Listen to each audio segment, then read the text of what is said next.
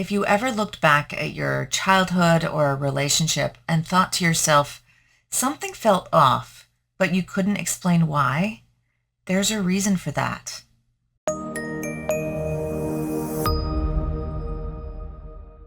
When most people think about abuse, they think about physical violence. But the truth is, most abuse doesn't start there. And sometimes it's not even the most damaging part. There's a framework called the Power and Control Wheel that will help explain this. Today, I want to walk you through what it is, and I will share some real examples of how that showed up in my life. The Power and Control Wheel was based on real survivor experiences to show that abuse isn't just one thing.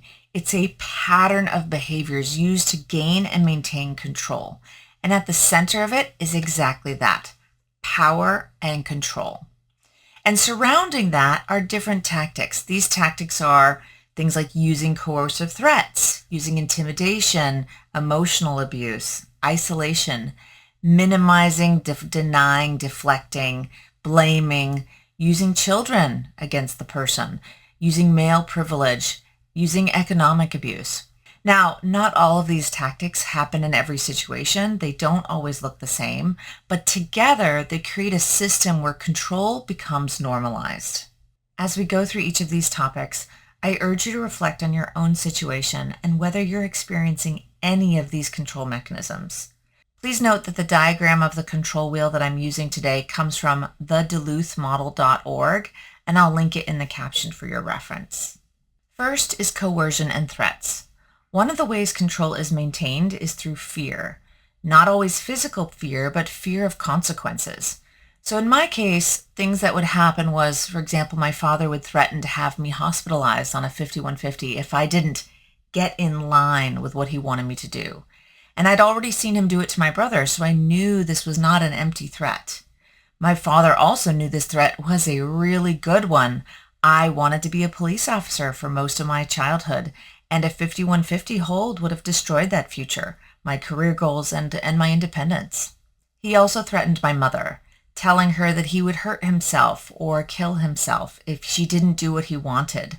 This kind of pressure doesn't just control behavior, it controls choices, it controls identity and your autonomy. Other examples of threats would be making someone do something under threat of physical violence, or threats of reporting someone to the police or welfare or the government and so on.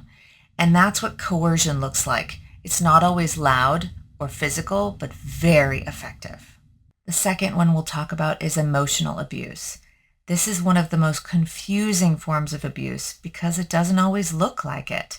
It often looks like manipulation, justification, rewriting reality, but also things like putting people down, humiliating them, playing mind games, tearing down self-esteem, making someone feel crazy.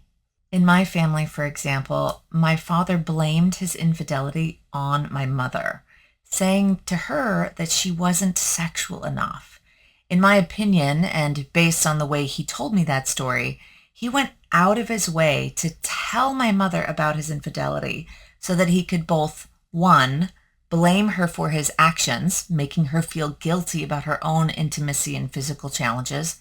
And then two, I feel like he was switching it up then to love bombing so that she'd forgive him and try to be more intimate with him in the future, thereby getting him something that he wanted. It's just my assessment, but that's the way he told me the story, and that was my interpretation. He would also hurt me and then love bomb me afterwards, just like he did with my mother, trying to make everything feel normal again.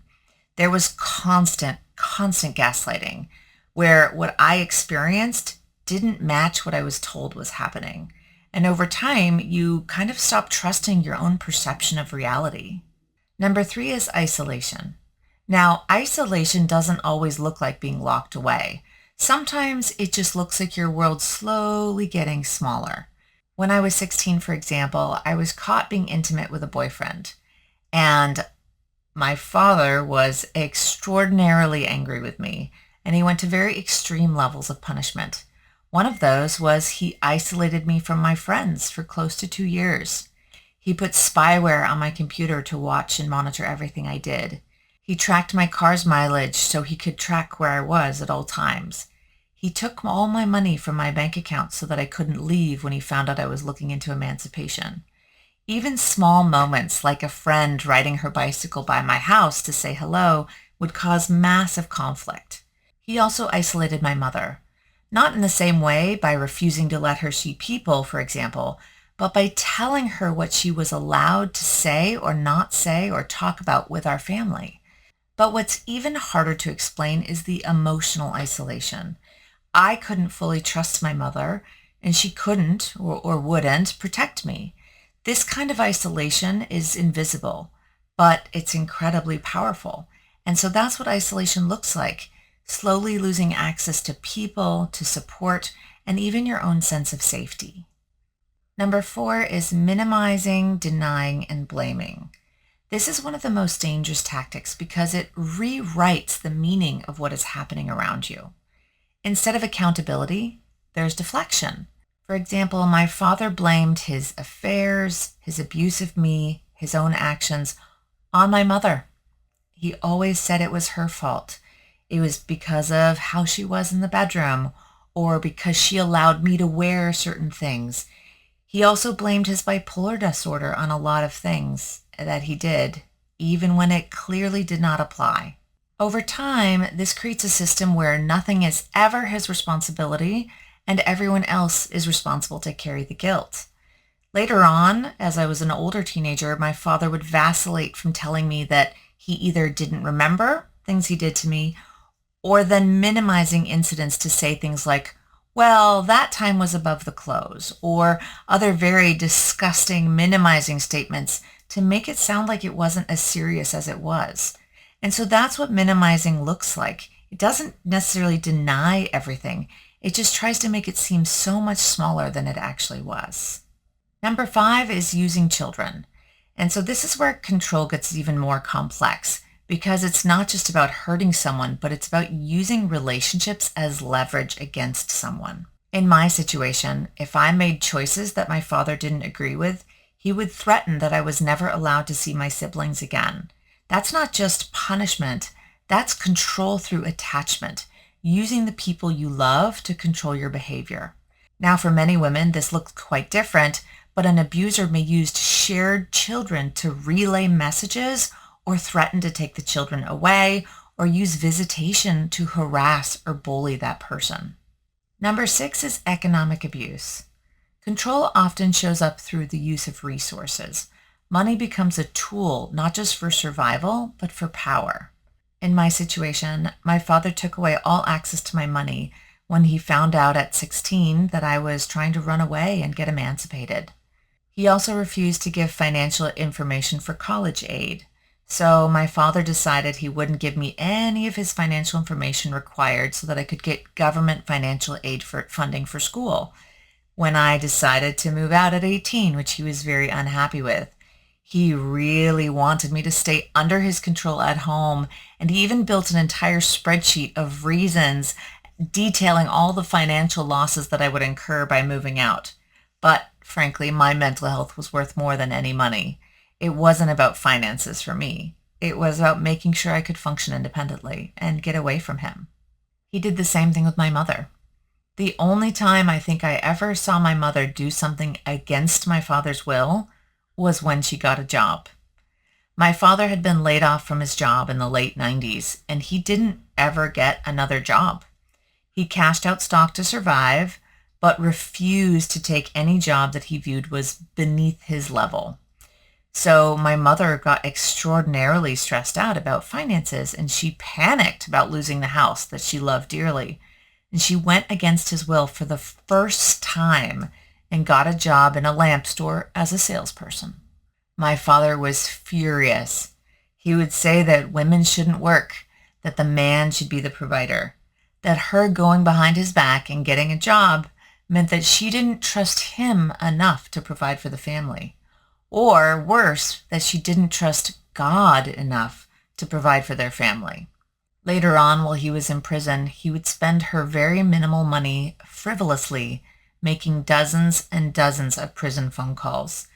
All the while, my mother is working overtime and as many hours as she could simply to make ends meet, completely disregarding that she was working for survival and instead only selfishly thinking about himself.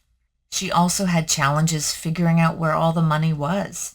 She didn't have access to his stock and other things at certain points, and I remember her complaining about how only dad knows where the money is when she was trying to figure out how to make ends meet. That's what economic abuse does. It doesn't just control the money, it controls your ability to leave. Number 7 is using male privilege. Now, this one can be subtle, but it shapes everything. So, as you know, I grew up in a household where the father was the unquestioned authority, that my mother was expected to be subservient. Women and girls were held to a different standard than boys. If he said jump, we said, "Yes, father, how high would you like us to jump?" And so it created an environment where his decisions were final, that his behavior was excused. There was no negotiation or compromise, and we were just expected to accept it. I remember one moment where I asked my mother if I could visit a friend after church. No big deal, right? Of course. And she said, "Sure, why not?" No, very big deal. My father was furious that I had asked my mother for permission. Why? Because she apparently wasn't allowed to give permission. Only he had the right to give permission for me to visit. And so he denied my request to visit my friend that day. That's not just family dynamics. That's structured power. Number 8 is physical and sexual violence. This is the part people recognize the most easily. But what many people don't realize is that this is often what reinforces all of those other behaviors. It doesn't always happen constantly, but it doesn't have to.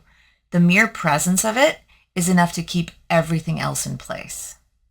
And then there's one part of this that isn't included in the power and control wheel, and that's the role of the enabling parent. Because abuse doesn't just exist between two people. Sometimes it exists within a system that allows it to happen and to continue. My mother knew, and she didn't intervene. So what I want people to understand is this. Abuse isn't always obvious because you're inside of it. Because it doesn't show up all at once. It shows up in patterns, in justifications, small moments, in things that feel uncomfortable but not bad enough. Until one day you look back and realize it never was just one thing. It was the whole entire system. If any part of these patterns feel familiar to you, you're not overreacting. You're not imagining things. Understanding these patterns is often the first step to breaking them. I'm really glad you're here. I'm Janae Cherie, and I hope that my stories help you to tell yours.